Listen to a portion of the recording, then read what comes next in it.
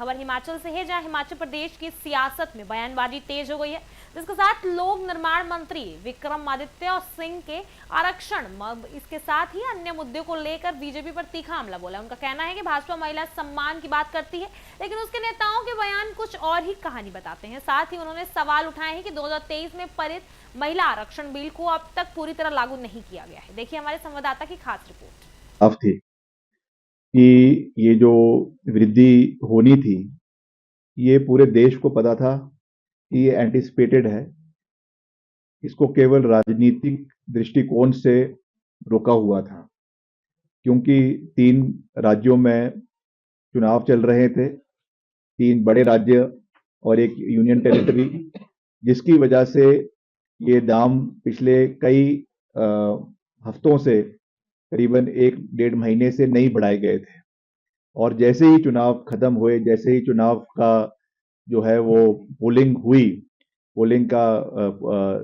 जो है पोलिंग पूर्ण हुई, उसके तुरंत बाद जो है इन दामों को बढ़ा दिया गया। और सबसे बड़ी मार इसकी जो है वो कमर्शियल जो एलपीजी के दाम बढ़ाए गए हैं, उससे हमारी होटल इंडस्ट्री को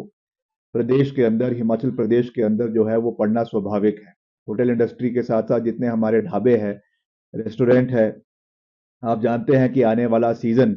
प्रदेश में जो है टूरिज्म के प्रति बहुत महत्वपूर्ण होता है। जो हमारे बरसात के पहले का अभी ये सीजन है, और जिस तरीके से आपके 19 केजी का जो आपका सिलेंडर है कमर्शियल, उसको 993 रुपए से बढ़ाकर 3071 रुपए, जो अपने आप में एक ऐतिहासिक वृद्धि है, ये की गई है, ये बहुत दुर्भाग्यपूर्ण है। और एक और मोदी सरकार हमेशा ये नारा देती थी कि बहुत हुई महंगाई की मार, अब की बार मोदी सरकार। और जिस तरीके से ये वृद्धि हुई है, इसका सीधा नुकसान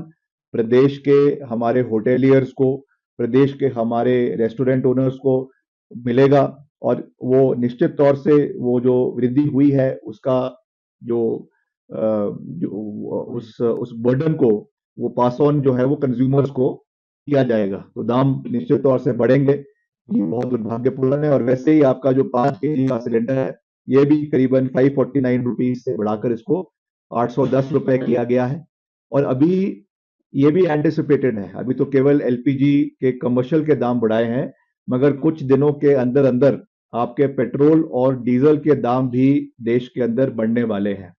तो ये मैं समझता हूं कि कहीं ना कहीं जो अंतर्राष्ट्रीय कूटनीति जो है डिप्लोमेसी की बात ये करते थे, उसमें पूरी तरीके से ये सरकार जो है वो फेल हो गई है। बारी बारी ये बात कही जाती है कि जो स्ट्रेट ऑफ हॉर्मुज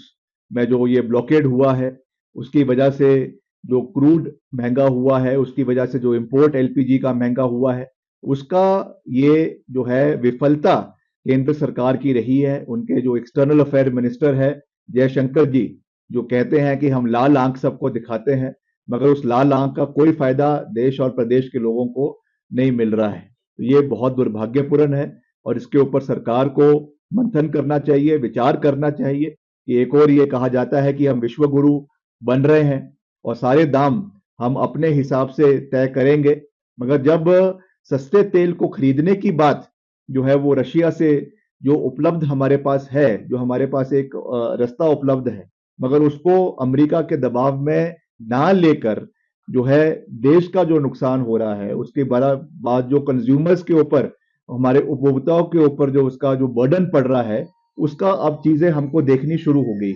ये मैं समझता हूं कि प्रदेश के विकास के लिए, प्रदेश के लोगों के लिए, प्रदेश के लोगों के